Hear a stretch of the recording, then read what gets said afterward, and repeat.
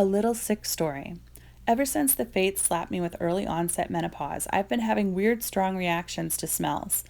Odors that others won't even be aware of will make me gag. It's not fun, but it's an entirely me problem. I don't police what people spritz on themselves. I just try to avoid the more obnoxious smells when I can. So I got on an elevator in one of those high-rise multi-office buildings. A couple floors down, a woman joins me. I am instantly hit with a wave of nausea. I know I won't make it 20 more floors to the lobby, so I hit the next floor's button, and as soon as the doors open, I bolt out of there. I take a few deep breaths and catch the next lift down. Well, apparently the woman took offense because when I got to the lobby, she was waiting to tell me just that. I explained that I was not feeling well, that my only choice was to be sick in front of her or leave. I did not imply this was because of her. She took it personally anyways. She took a step forward, at which point her perfume filled my nostrils again. I instinctively took a step back. Wrong move. She starts berating me for being rude. I tell her, "Lady, I'm having a reaction to your perfume. Please give me some space." She claps back, "I'm not wearing perfume." I mean, whatever. Soap, shampoo, I'm not here to debate the finer details of her hygiene. I just don't want to smell it. At this point, she's so close to me, my eyes are watering. My mouth is filling up with saliva. I can feel my stomach acids crawling up my esophagus. I know that if I just let go, I'm going to feel so much better. So I did. I let it rip. I could have turned my head to hit the floor, but I did not. I hurled all over her chest. I wiped my mouth and walked away, left her standing there with my half-digested lunch oozing down between her breasts. One for the ages, the best quitting role I have ever seen. I recently chatted with a former colleague we'll call Jen. We worked at a large insurer. She reminded me of her epic quitting and takedown of the CMO.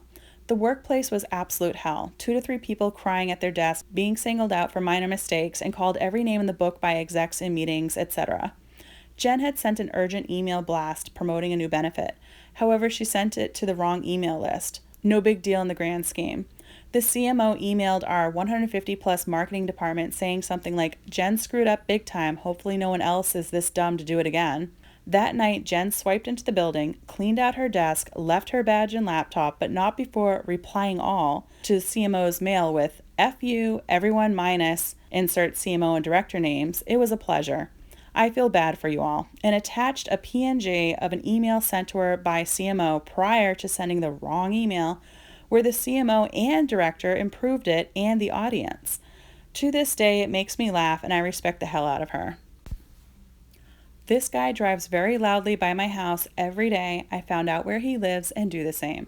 For context, I live sort of on a curve. Every single day, this guy drives by my house around 6 p.m. in his big jacked up truck and will punch the gas and be very loud as he goes around the turn. He's got one of those stupid modified exhausts. He must know I don't like it because he'll be even more rambunctious if I'm outside. One day I was driving and recognized the truck, which apparently just so happens to be in his driveway about 2 miles down the road. So every time I drive by his house, I make sure to punch the gas and drive like an a-hole. Sometimes I'll even lay on the horn a few times, even though it's late at night. Ha! Be unfriendly to me, sit in a puddle of pee. I was backpacking in Laos when a fellow traveler from my country got on. Despite my friendly attempts, he was quite rude, commenting that seeing people like me diminished his adventure, and even mocked the shirt I had bought the previous day at a roadside stand. Later during the ride, we picked up a local man from a village where a large group was singing to him. He was intoxicated and ended up sitting next to the rude guy. Eventually, both of them fell asleep, and I noticed that the local man had urinated on himself, soaking both of their seats. Instead of waking the rude traveler, I watched silently. When they both woke up, the unfriendly guy was soaked in urine, just like the local.